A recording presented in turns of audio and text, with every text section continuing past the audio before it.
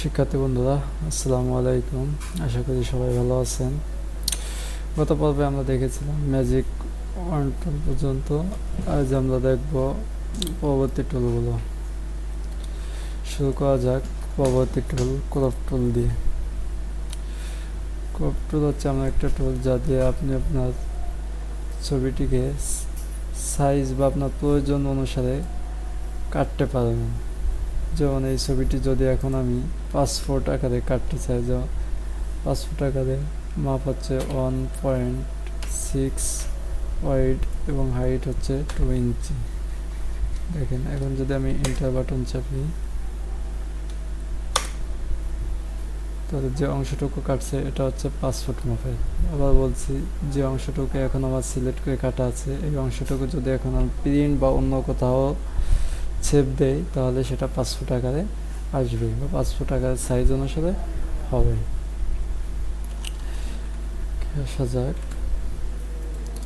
Cancel. এখানে crop টুলে আবার অনেকগুলো অপশন আছে। ক্রপ টুলটা কিবোর্ডে আপনি শর্টকাটে কিভাবে আনবেন, কিবোর্ডের সি বাটনটি চাপলে ক্রপ টুলটা সিলেক্ট হবে। ক্রপ টুলে এটা সিলেক্ট করবেন, আপনার কিবোর্ডে যে সি বাটনটি চাপবেন, আপনার সি বাটনটি চাপা মাত্রই আপনার ক্রপ টুল চলে আসবে। সি বাটনটি চাপা মাত্রই ক্রপ টুলটি চলে আসবে। কিন্তু ক্রপ টুলের ভিতর 4টা অপশন আছে, পরপর 4টা অপশন আমি দেখাবো। প্রথম অপশনটি হচ্ছে শুধু ক্রপ, শুধু ক্রপ। এটা আপনি আপনার ছবি, ইমেজ বা যে কোনো কিছু যেটাই কাজ করেন সেটা আপনি প্রয়োজন অনুসারে কাটতে পারবেন। সাপোজ যদি আমি এই ছবিটি এইভাবে কাটতে চাই, শুধুমাত্র এতটুকু রাখবো, রেখে ইন্টার বাটন চাপুন, ক্রপ হয়ে যাবে।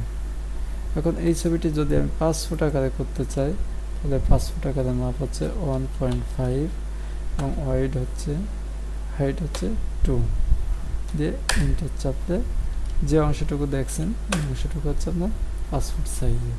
আমি আবার বলছি, ক্রপ টুল দিয়ে আপনি যে কোনো ইমেজ অথবা যে কোনো কিছু আপনার প্রয়োজন অনুসারে কেটে রাখতে পারেন, কেটে সংরক্ষণ করতে পারেন।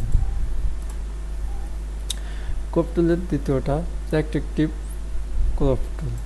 এই ক্রপ টুল দিয়ে আপনি ছবিটিকে বিভিন্ন দৃষ্টিভঙ্গিতে কাটতে পারবেন। যেমন ধরুন, ছবিটি সোজা আছে, আমি যদি এই কর্নারে ক্লিক করে একটু বাঁকা করে দিলাম, এই সাইডটা একটু বাঁকা করে দিলাম, দেখুন কেমন আসে। এখন এন্টার বাটন ক্লিক করুন, দেখুন ছবিটি একটা মডেল বা একটা দৃষ্টিভঙ্গি, অন্যরকম একটা দৃষ্টিভঙ্গিতে চলে আসছে। আপনার যেরকম ইচ্ছা হয়, আপনার যেরকম প্রয়োজন সেরকম আপনি করতে পারেন।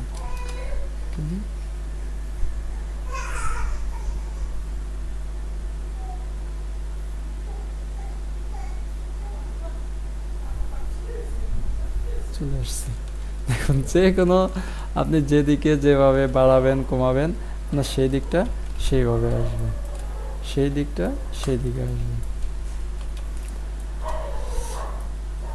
এরপর আসুন সাইলেন্স টুল। সাইলেন্স টুলটা দিয়ে আপনি যে ক্রপটুক অংশ কাজ করবেন, সেই অংশটুকু একটা নির্দিষ্ট ভাগে আপনি রাখতে পারেন। যে এই ক্রপ টুলটা দিয়ে আমি এই জিনিসটুকু আমি সিলেক্ট করে রাখলাম, পরবর্তীতে আমি এই অংশটুকু আপনার যে কোনো কাজে লাগাবেন সেইভাবে কাজে লাগাইতে পারেন। এটা হচ্ছে আপনার সাইলেন্স। এবং সাইলেন্স সিলেক্ট টুল দিয়েও যে অংশটুকু আপনি সিলেক্ট করে রাখছেন ক্রপ করার জন্য বা কোনো কাজ করার জন্য, সেটাকে আপনি বাড়িয়ে কমিয়ে ক্রপ করতে পারবেন, ক্রপ করতে পারবেন। বা এখান থেকে আপনি ওয়াইড হাইটের পিক্সেল অনুসারে আপনি কমাতে বাড়াতে পারবেন। দেখুন কি হয়। এভাবে আপনি ক্রপ টুলে একটা মার্ক আপ করে রাখতে পারেন। আপনি এটা কাটলেন না, শুধু মার্ক আপ করে রাখলেন যে পরবর্তীতে আমার এই অংশটুকুই শুধু কাজে লাগাবো, এটা এই অবস্থায় রেখে দিব। ওকে, আপনি রেখে দিবেন। আসুন পুরো পিছনে চলে যাই। তাহলে ক্রপ টুলের কাজ শেষ। এখন আসেন আই ড্রপ। আই ড্রপার টুলের কি কাজ? আই ড্রপার টুলটা হচ্ছে যখন আই সিলেক্ট করলে আপনার কিবোর্ডের আই বাটনটি যখন ক্লিক করবেন তখন আই ডট টুলটি সিলেক্ট হবে। আই ডট টুলটি হচ্ছে এখানে দেখেন নিচে দুটো কালারের অংশ দেওয়া। যখন আমি ব্যাকগ্রাউন্ড বা কোনো অংশে কোনো কালার সিলেক্ট করব তখন আপনার এই আই ডটটা ব্যবহার করা হয়। যেমন আপনি এমন একটা কালার এখানে দেখছেন যে সেই কালারটি আপনার দরকার, কিন্তু এই কালার থেকে আপনি ম্যাচিং করতে পারছেন না, এখানে আপনি ম্যাচিং করে পারছেন। সাপোজ ধরেন লোডটোর যে লোগোটি আছে, এই লোগোটির যে কালারটি আছে অ্যাশ কালার বা গ্রে কালার আমরা যেটাই বলি, এই কালারটি আপনি ম্যাচিং করতে পারছেন না, তখন এই আই ড্রপটা সিলেক্ট করে আপনি যদি এর উপর ক্লিক করেন, এই কালারের উপর ক্লিক করেন, আপনার পারফেক্ট এই লোগোর কালারটি পাবেন।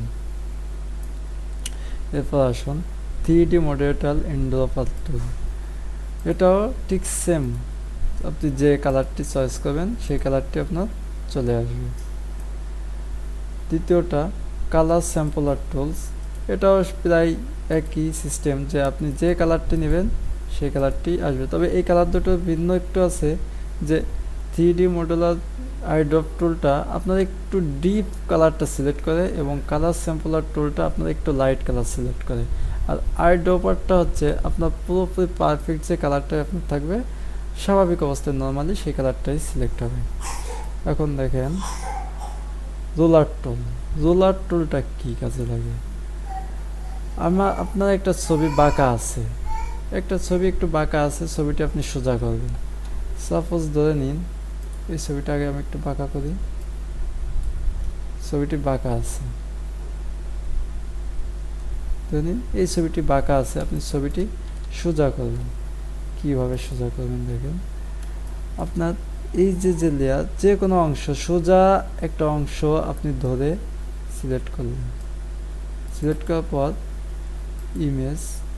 ইমেজ থেকে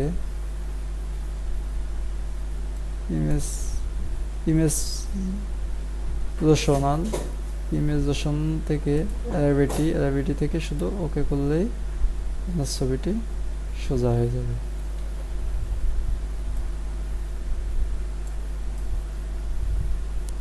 এন্টার বাটন চাপুন, ছবিটি পারফেক্টলি সোজা। অর্থাৎ কোনো ডকুমেন্ট বা কোনো ইমেজ যদি আপনার বাঁকা থাকে তখন আপনি রোলার টুল দিয়ে ছবিটি সোজা করতে পারবেন।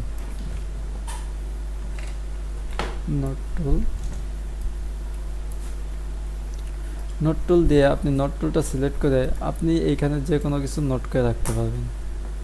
সাপোজ ধরে নেই যে আমি সিআরপি ক্রপ টুলস পর্যন্ত শিখেছি, এন্টার করে আপনি রেখে দিলেন।